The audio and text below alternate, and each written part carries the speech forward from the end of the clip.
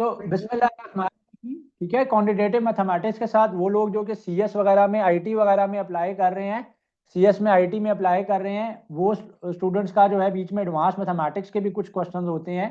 Almost जो 50 question आपके पास mathematics के हैं, उनके अंदर से 6 to 7 question can be at least related to advance mathematics, and maximum of 8 to 9 question can be related to advance mathematics. Advance mathematics में usually जो है प्रोबेबिलिटी का एक आध क्वेश्चन होता है, आपके पास इंटीग्रल्स या डेरिवेटिव्स का क्वेश्चन होता है, फंक्शन का क्वेश्चन होता है, और वेक्टर्स का मैंने खुद ऐड किया है। वेक्टर्स बेसिकली ये फिजिक्स में समटाइम्स वेक्टर्स की मल्टीप्लिकेशन पूछ ली जाती है, वेक्टर्स की मल्टीप्लिकेशन पूछ ली जाती है।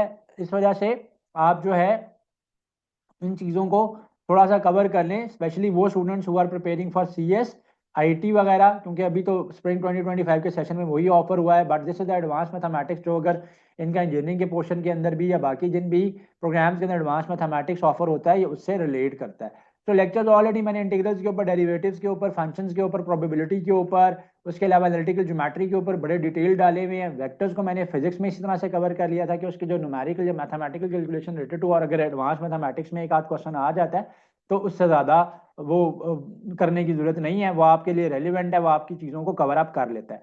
So you need not to worry, you will only be having 5 to 6% of questions, maximum of 8 to 9% of questions from advance mathematics in your mathematics का जो आपका सेक्शन है।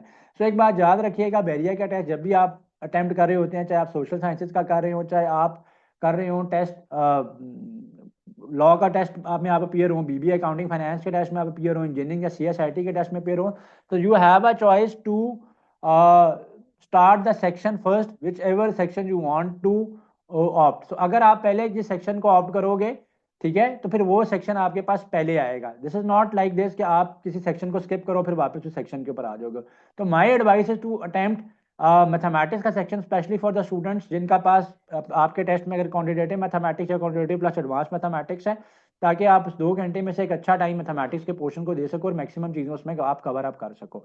तो स्टार्टिंग फ्रॉम क्वेश्चन नंबर 1 के अंदर आपके पास क्या है कि what is the probability of getting both outcomes as head when two coins are tossed simultaneously। तो question number 1 is related to probability. Probability के इस क्वेश्चन के अंदर आपको ये कहा जा रहा है कि जब आपके पास दो कंसेक्टिव कॉइन्स को आप टॉस करते हो, तो आप ये बताओ कि क्या प्रोबेबिलिटी है कि दोनों जो आउटकम्स हैं आपके पास वो हेड होंगे। सो जब मेरे पास दो कॉइन्स टॉस होंगे, तो either I will have head, tail, I will have I'll either have tail on the first, head on the second, or I have head on the first, tail on the second, or I'll have tail on the both, or I'll have head on the both. So I have made the sample space for you guys. So sample space में आपके पास total outcomes जो हैं they are 4. There is only one outcome जिसमें both of the outcomes are head. So 1/4 will be the probability of having both heads when two coins are tossed simultaneously. In a situation where dice are rolled, where two dice are rolled at the same time, what is the probability of getting the sum of both of the outcomes as 7? तो इस question में आपसे ये पूछा जा रहा है कि आपने दो कॉइन्स को, दो डाइस को साइमल्टेनियसली आपने रोल किया है, आपने ये बताना है कि किसके ऊपर आपका आउटकम जो है वो 7 आएगा, उनका सम ऑफ द आउटकम्स इज 7। तो देखें, जब भी टू डाइस साइमल्टेनियसली रोल होंगे, so you will have a total of 36 outcomes, right? So I'll be starting from 1,1, I'll be going to 1,2, then 1,3. So I'll be going till 1,6 here. Similarly, यहाँ से मैं 6,1 से start करूँगा, 6,2 से start करूँगा, करते करते मैं 6,6 तक जाऊँगा। So I'll have 6 cross 6, 36 outcomes. So I have to tell the outcome जिनका सम जो है that is 7. सो फर्स्ट वाले के अंदर आप देखोगे तो 1, 3, 1, 4, 1, 5 आएगा। सो ओनली 1,6 जिनका सम जो है, अगर आप सम करते हो तो डेट इज 7 है। सेकंड पे अगर आप आते हो तो सेकंड के ऊपर आप याद रखिएगा, पहले आपके पास 2,1 है, then you will have 2,2, 2,3, then you will have 2,4, then you will have 2,5। So 2,5 will have the sum of 7। Similarly अगर आप 3,4 की बात करते हो तो सम आपका 7 होगा। सिमिलरली आप 4,3 की अगर बात करते हो तो उनका सम भी आपके पास 7 होगा। And then I will have 5,1, उनका सम भी आपके पास 7 होगा, और 6,1 का सम भी आपके पास 7 होगा। क्या इसके अलावा कोई ऐसे तो नहीं है कि जिनका सम जो है दैट कैन बी 7? तो एक दफ़ा उसको भी चेक कर लेते हैं। तो मेरा ख्याल है कि 6 ही आउटकम है जिनका सम 7 है। तो 6 आउटकम जिनका सम 7 बनता है, total outcomes are 36, so the probability of having 7 as the sum of both of the outcomes will be 1/6. So the next question says that find out the domain and range of the following function. So you have to find out the domain and range of the following function. And the function is f of x equals to x square minus 16 over x plus 4, where x is not equal to 4. x is not equal to 4 की condition क्यों given है? वो इसलिए given है ताकि आप यहाँ पे जब -4 plug in करोगे, the denominator will become 0, and when the denominator will become 0, so the overall term will become infinite, right? So the overall term will become infinite. Term जो है वो पूरा फंक्शन आपका अनडिफाइंड हो जाएगा। तो इस वजह से उसने 7 कंडीशन दे दी कि x is not equal to 4। Anyways let me solve it for you guys. f of x को मैं सॉल्व करूंगा। So this will become the formula of a square minus b square, which can be written as a minus b into a plus b divided by a plus b है। So x plus 4 will be cancelled with one another, and you'll be left with x minus 4. Now that x minus x cannot be equal to put -4 is no more a hurdle for us, ठीक है। But still आपके pass issue यहाँ पे क्या है कि condition तो question के अंदर गिवन थी, सो मैं उस कंडीशन को नहीं छोड़ सकता। मेरे पास चाहे जो फंक्शन है वो सिंप्लीफाई होकर F of X X equals to -4 की फॉर्म में बन गया है, बट मैं x को -4 पुट नहीं कर सकता। वाई? बिकॉज ये कंडीशन क्वेश्चन के अंदर गिवन थी कि x की वैल्यूज -4 के अलावा आ रही हैं। So domain is the input of the function, so I can give all the input to this function except as -4. So the domain of f of x is, so the domain of f of x is all real numbers except this minus is used to implement के accept वाली जो बात है उसको implement करने के लिए, accept -4. So all real numbers except -4. So this minus is telling you except कौन सा नंबर छोड़ के, -4 छोड़ के सारे नंबर्स आ सकते हैं। अब हम इसमें चूंकि -4 पुट ही नहीं कर सकते, जब -4 नहीं पुट कर सकते तो -4 जब हम इस फंक्शन में जब हम पुट करते तो आउटपुट मेरे पास -8 आनी थी। So the range is the output. So if I cannot plug in -4 as the value of x in this function, so I will have all real numbers as my output except, again this minus is for except -8, क्योंकि -4 put करने पे इसमें -8 आना था। -4 की चाहे condition अब violet नहीं हो रही, बट क्योंकि क्वेश्चन के अंदर ही वो कंडीशन इंप्लीमेंटेड है, गिवन इन द क्वेश्चन है कि you can not put plug in -4 in it, तो आप उसको नहीं करोगे। Find whether the following function is an even function or an odd function. So to tell a function whether it is even or odd, what you have to do is you have to plug in f की value as -x in the f of x wala function. So if f of -x equals to f of x, then it's an even function, and if f of -x is equals to -f of x, then this means that it's an odd function. तो अगर ना तो minus पूरा common आ रहा हो, ना minus पूरे का पूरा एब्जॉर्ब हो रहा हो, तो ना तो फंक्शन इवन होता है, नीदर इवन नॉर ऑड की कंडीशन आती है। So let us come back to this question. मैंने आपको कंडीशन का दोबारा ओवरव्यू दे दिया, ऑल्दो मैंने अपने डिटेल लेक्चर्स में ऑलरेडी ये चीज़ें कवर करवाई हुई हैं। So I will plug in here as g's value as -x plug in करेंगे, x की जगह पर 2 power 2 x -x power 2/3 plus 1 है। So what I will do here is I'll split it into two parts. -2 का -x का square मैं पहले कर लूंगा, होल पावर साथ 1/3 लिख लूंगा। Why? Because पावर के ऊपर अगर पावर्स हो तो they get multiplied with one another. तो if I have a function x जिसकी पावर a है और उसके ऊपर मैं पावर 1/b लेता हूँ, तो simply these two powers will be multiplied and x की the power will become a by b.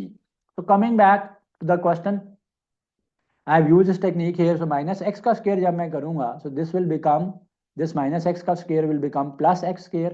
So this will become plus x square के ऊपर power 1/3 आ जाएगी, plus 1 आ जाएगा, and you will be left with x की power 2/3 plus 1.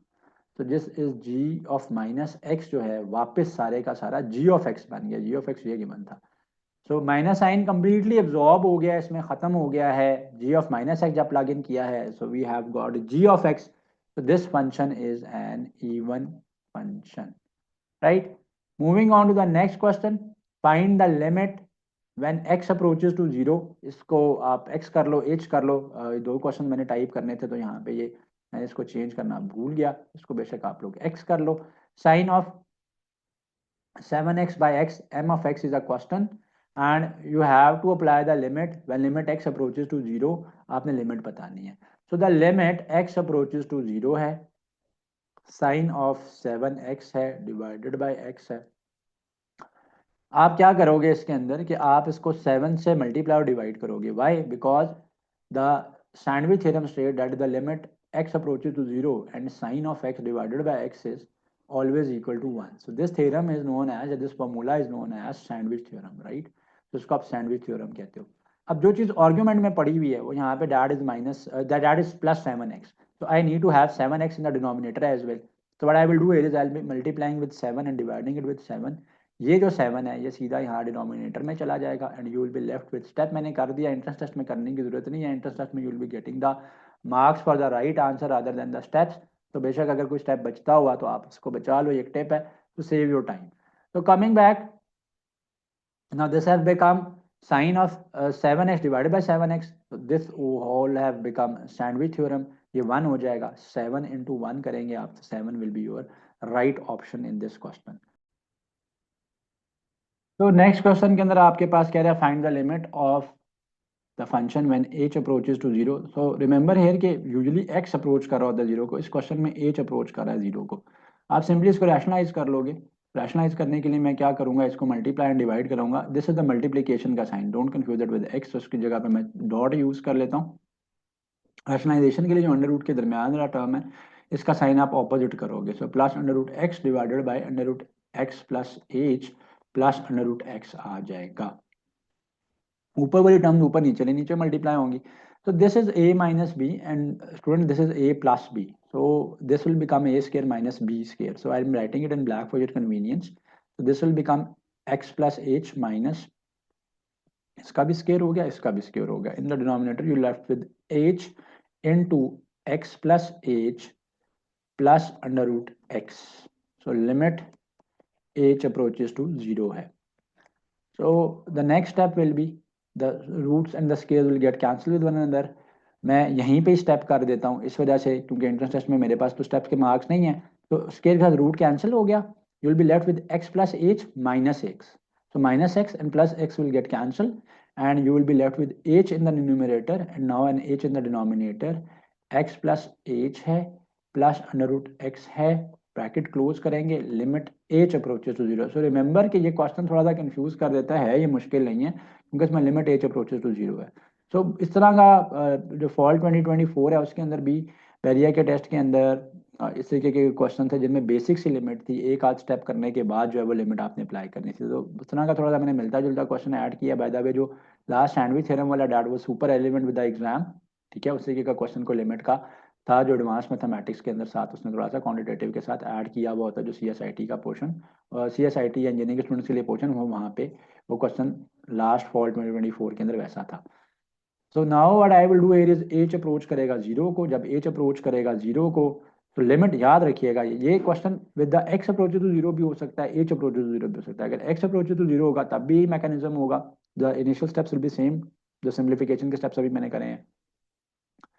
At the last step आपने सिर्फ ये देखना है कि एच की लिमिट अप्रोच करी है या एक्स की लिमिट अप्रोच करे। सो हमारे यहाँ पे एच की लिमिट अप्रोच 0 कर रही है। सो व्हेन एच की लिमिट 0 अप्रोच करेगी so this will be x plus 0 and plus under root x.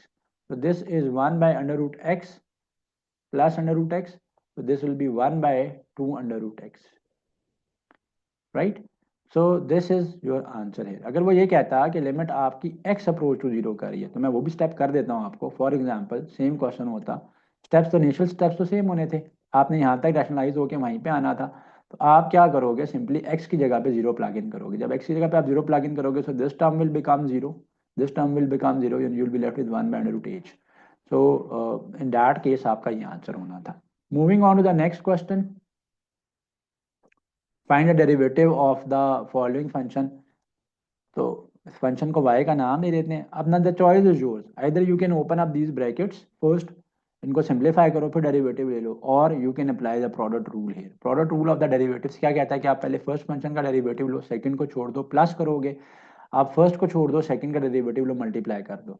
तो बात तो एक ही है, इसमें शुरू में मल्टीप्लिकेशन करनी पड़ती है, उसमें बाद में करनी पड़ती है। तो चॉइस इज योर, दोनों तरीकों से हो सकता है। तो मैं इसको क्या करता हूँ, पहले ब्रैकेट ओपन कर लेता हूँ, 3x minus x square minus 15 and plus 5x आ जाएगा। सिंपली आप इसका, मैंने अगेन कह रहा हूँ ना कि स्टेप के तो मार्क्स नहीं है, तो आप इंटरेस्ट टेस्ट के अंदर क्विकली चीज़ों को सॉल्व कर लिया करो। सो 3x का आ जाएगा 3, माइनस 2x आ जाएगा, एक्स स्क्वायर का डेरिवेटिव 15 कांस्टेंट है, 0 आ जाएगा, ख़त्म हो जाएगा। 5x का डेरिवेटिव 5 आ जाएगा, and you will be left with 8 minus 2x। Simply आप open up the bracket and have simplified them. Product rule लगाओगे तो आखिर में फिर सिंपलीफिकेशन करनी पड़ेगी। Find the derivative of e raise to the power 3x। So the derivative of e raise to the power 3x will be, देखें e की power x एक ऐसी टर्म है जिसका इंटीग्रल लो तब भी e की पावर x आता है, डेरिवेटिव लो तब भी e की पावर x आता है। e की पावर अगर mx की फॉर्म में पड़ा होगा, डेरिवेटिव जब आप लोगे तो एज इट इज आप उसको प्लग इन करोगे, और और जो एक्सपोनेंट का जो पावर है इसकी, है तो ये खुद भी एक्सपोनेंशियल फंक्शन है, लेकिन ये जो इसकी पावर में एक्सपोनेंट गिवन है इसका आप डेरिवेटिव साथ मल्टीप्लाई कराओगे। तो 3x का जो डेरिवेटिव होता है 3 इंटू 1 आप करोगे तो 3 आ जाएगा। तो the answer will be 3e की पावर 3x। ठीक है, द आंसर इज 3e की पावर 3x। अगर सेम फंक्शन का आपको इंटीग्रल लेना पड़ेगा तो आप क्या करोगे? इंटीग्रल के केस में you will write the function as it is, but exponent का जो डेरिवेटिव है, ठीक है, एक्सपोनेंट जो आपने पावर का जो डेरिवेटिव लिया है उससे आप डिवाइड करोगे। सो 3x का derivative is 3, so in that case आप 3 से डिवाइड करोगे in the case of integral. तो मैंने डेरिवेटिव ऑलरेडी आपको ले दिया। Find the integral of the following function as it is. Question past paper में मुझे एक स्टूडेंट ने बताया था कि जी मेरा ये क्वेश्चन था, तो मैंने एज इट इज ऐड किया। एक बात याद रखना है, आप सबने कॉन्सेप्ट ग्रैब करने हैं, ये नहीं करना कि क्वेश्चन के रट्टे लगा के जाने हैं कि यही क्वेश्चन आएंगे। यस, क्वेश्चन की डिफिकल्टी ऐसी होगी इंशाल्लाह, क्वेश्चन के अंदर चीज़ें इसी तरीके की होंगी, आपने एग्जैक्ट क्वेश्चन नहीं रिपीट होता भाई, ये कंप्यूटर बेस्ड टेस्ट है, कोई ये तो नहीं है कि पास पेपर आने को आ भी सकता है, लेकिन वैल्यू चेंज होंगी, चीज़ें और चेंज हो सकती हैं। हो सकता है किसी का इंटीग्रल का क्वेश्चन ही ना आए एडवांस मैथमेटिक्स में। तो मैंने बताया ना कि क्वान्टिटेटिव के साथ ही बीच में आपका एडवांस मैथमेटिक्स के क्वेश्चन आते हैं फॉर CS IT, या ये जो इंजीनियरिंग वगैरह के स्टूडेंट्स हैं, जितने भी कंप्यूटिंग सेक्टर और इंजीनियरिंग वाले हैं। तो क्वांटिटेटिव में तो ये नहीं है काम, लेकिन वो ऐसा नहीं होगा कि आपके पेपर में अलग से एडवांस मैथमेटिक्स का सेक्शन होगा बेरिया के CBT के अंदर। तो ये क्वेश्चन वहीं पे ही, उसी के अंदर ही जो है वो एडेड अप होंगे आपका जो ओवरऑल मैथमेटिक्स का सेक्शन है। मैं फिर कहूँगा कि मेरी एडवाइस ये है कि आप लोग पहले mathematics find the integral of it. 3 is constant, x square का इंटीग्रल ले लेंगे, that will be x cube by divided by new power, and you will plug in the limits in it. 3 3 के साथ आपके पास कैंसिल हो जाएगा, सो x cube 3 और 1 आ जाएगा। सो आप अपर लिमिट पुट करोगे 27 और लोअर लिमिट पुट करोगे 1। अच्छा जी, so moving on to the next question. Next question is find the integral of the following function. So have to find out the integral of the following function. The function बहुत easy है, sign 2x है। Sign 2x का जब आप integral लोगे तो sign का integral आएगा माइनस कॉस, तो माइनस कॉस और 2x आ जाएगा इंटीग्रल, और इसको हाइड करके इस वाले का डेरिवेटिव साथ डिवाइड होगा। ठीक है, सो आम तौर पर डेरिवेटिव के केस में अंदर टर्म का डेरिवेटिव साथ मल्टीप्लाई होता है, इंटीग्रल के केस में डिवाइड होगा। सो 2x का डेरिवेटिव इज 2, 2 से आप डिवाइड कर दोगे, प्लस ये आपके पास कांस्टेंट ऑफ इंटीग्रेशन आ जाएगा। लास्ट क्वेश्चन मैंने कांस्टेंट ऑफ इंटीग्रेशन इसलिए नहीं ऐड किया था क्योंकि उसके अंदर आपके पास जो लिमिट है डैट इज वो आपके पास अपर लोअर लिमिट है, तो इसलिए मैंने उसको ऐड नहीं था किया। Check whether the given lines are parallel और परपेंडिकुलर। लाइंस को पैरेलल और परपेंडिकुलर चेक करने के लिए क्या कंडीशन है कि आप दोनों की स्लोप्स चेकआउट करोगे। the slopes are same, so it means that the lines are parallel, and if the product of the slopes is equal to -1 then the lines are perpendicular। और फिर neither this nor this है, तो फिर ना तो perpendicular है ना ही parallel है। तो सबसे पहले आप इसको पॉइंट स्लोप फॉर्म में लेके जाओगे। पॉइंट स्लोप फॉर्म क्या होती है? पॉइंट स्लोप फॉर्म होती है इसको स्लोप इंटरसेप्ट फॉर्म में लेके जाओगे, y is equal to mx plus c वाली फॉर्म में लेके जाओगे। तो 2x प्लस वाई माइनस 3 जो फंक्शन है इसको मैं रीअरेंज करता हूँ, y is equal to minus 2x प्लस 3 हो जाएगा। What I have done here is I have taken minus plus 2x on the other side plus minus 3 on the other side. So the next question will be 2y is equals to minus 4x minus 5. So y की जो value आएगी this will be minus 2x minus 5/2. तो इसकी भी slope अगर आप इसको y equal to mx plus c से कंपेयर करते हो तो -2 है, इसकी भी slope is also -2। So both the given lines are parallel to one another. Check whether the points are below or above the line. Very easy question. You will have to plug in these points. The answer is greater than 0, then it is above the line. If the answer is negative, then it is below the line. And if it is equal to 0, then it is on the line. Plug in करेंगे, x की जगह पे 5 आ जाएगा, -3 y की जगह पे 8 आ जाएगा, प्लस 6 है चेक कर लेते हैं 10 minus 24 plus 6. So the answer here is 16 minus 24, that is minus 8, which is less than 0. So the point is below the line. Moving on to the next question, although they are related to physics, but vectors के हैं question, तो मैंने कहा कि थोड़ा सा overview हो जाएगा आपको, मैंने इसलिए ऐड कर दिया इसमें. Find the dot product of the following function. मैं इसका क्रॉस भी ले देता हूँ ताकि दोनों चीज़ें का आइडिया हो जाएगा. देखिए जब भी आप वेक्टर्स का डॉट प्रोडक्ट लेते हो तो आप आई को आई के साथ, जे को जे के साथ और के को के साथ मल्टीप्लाई कराते हो. ठीक है, I dot I, J dot J, के डॉट के इज ऑलवेज इक्वल्स टू 1. तो what we will do here is के 3i और 2i को मल्टीप्लाई कराएंगे, that will be plus 6 plus j minus j, plus minus minus, 1 into 1 is 1, plus minus minus is minus, and this is 1. So the dot product is fairly simple, that is 4. Cross product लेने के लिए मैं क्या करूंगा कि I will make a determinant. अच्छा, cross product में ना ऑर्डर वेरी करता है, मैटर करता है. ए क्रॉस बी है तो उसका आंसर हो रहा आएगा बी क्रॉस ए के, वो इक्वल नहीं होता. सो अगर आपने ए क्रॉस बी निकाल रहे हो तो आप ए फंक्शन को पहले प्लग इन करोगे, ए वेक्टर को आप पहले प्लग इन करोगे. अगर आप बी क्रॉस ए निकाले तो आप बी को पहले प्लग इन करोगे. तो आई जे एंड के आ जाएगा. ए की जगह पे वैल्यू आ जाएगी 3 प्लस 1 माइनस 1. बी की जगह पे वैल्यू आ जाएगी 2 माइनस 1 प्लस 1, क्योंकि कोफिशिएंट मैंने मार्क कर दे रहे हैं. अब क्या करेंगे, सिंपल 3/3 का डिटर्मिनेंट ओपन कर लेंगे. 3/3 का डिटर्मिनेंट जब भी ओपन होगा बाहर आएगा, जिस रो और जिस कॉलम में उसको आप छोड़ दोगे, अंदर वालों का 2 क्रॉस 2 का डिटर्मिनेंट बनेगा 1 माइनस 1 माइनस 1 और प्लस 1.